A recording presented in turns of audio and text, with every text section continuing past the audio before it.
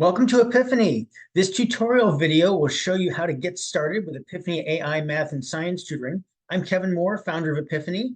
And for starters, if you found this through YouTube, please like and follow our channel. We have a number of other tutorial videos and instructional videos on how to solve math problems, either using Epiphany or just in general. This particular video will familiarize you with the basics of Epiphany, how to get set up and registered in the system, how to create an assignment, and how to link to your teachers and tutors if you'd like them to have access to your information. Let's go ahead and start out and look at the site. It's on epiphany.com. That's Epiphany with an IE. And here we are. So you'll go through the usual registration process like you might on any site. One difference here, you can enter a specific username or you can just use your email address. We want people to have the ability to have multiple usernames associated with the same email address in case a family wants to have a common email address for that. I'll just enter M as my username.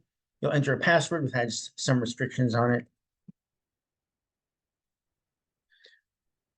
And we do require a birthday. We want to make sure that we're in compliance with the various laws and regulations and requirements for school districts, both here in the US and around the world, to meet requirements for handling sensitive data that minors might have in a system like this one. So I'm not going to go ahead and register here, but you click register and you'll get an email with some information on getting started. You can validate your email address if you want to. Teachers and tutors will have to. And instead, I'm going to go ahead and log in as our demo account, Epiphany Demo. And you'll see that I already have a number of assignments that have already been set up here. Some of these I have created myself with this demo account. Others will be automatically assigned to you when you first log in as some examples of how to use the system. Some links over here. My assignments, this first link is where you'll enter assignments and go to the various assignments you might have to work on. Once you have a number of problems you've done, you can run reports on them. You can add information about your class or your textbook. Eventually, we'll want to be able to link to textbooks and be able to grab problems directly from the textbook providers. The Learning Community tab allows you to connect with teachers. For example, this user has connected with me several times as a teacher or tutor. And invite them to be able to see and comment on and share assignments with you in this account. It's designed to be able to collaborate on these things among multiple people involved in your math learning. Edit profile allows you to change some of the basic things about your account, and manage account, handle certain things around payment, PayPal, that sort of stuff. Those are also available up here on this link as well. And then over here on, whoops. Let's move this down into the corner where it won't be in the way.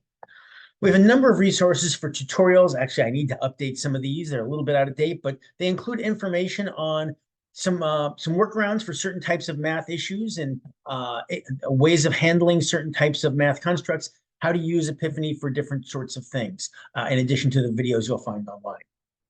Let's see here. So let's go back to my assignments. And creating an assignment is very easy. I might have an assignment on, say, page 344. I can say what type of a problem it is. Right now, we mostly handle equations and certain other types of problems for things that our system can't provide advice on. If you want to be able to do a graphing problem or a word problem, it can be put into the system here, but we won't provide any advice for it, and you might have to do it manually.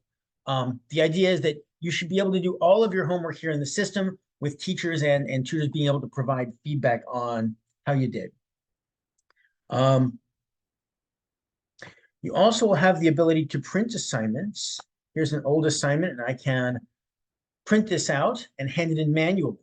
And it includes a link here, a QR code that would allow your teacher, if they have access to your assignment, to be able to go and look at what you did online, see which problems or which steps you had trouble with, and then go and share some feedback. If they wanted to comment on it, they'd be able to comment on it through the system as well. And one of the nice things that can show exactly where the mistakes are, this allows your teacher or your tutor to be able to help, share some additional insight about what you might need to work on a little bit more, maybe some foundational material that you need some help with.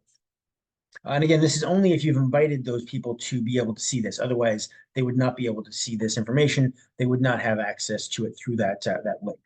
And then there's also some more general information here so that your teachers understand that, hey, this isn't the system that did your homework for you. This is you doing it yourself, and the system helping give you advice along the way, but stepping back and letting you do it and letting you find your own mistakes. We also have support for mobile and tablet devices. I'll share more on that in our next video, which is on how to use Epiphany as to solve Algebra 1 problems, including our handwriting recognition system.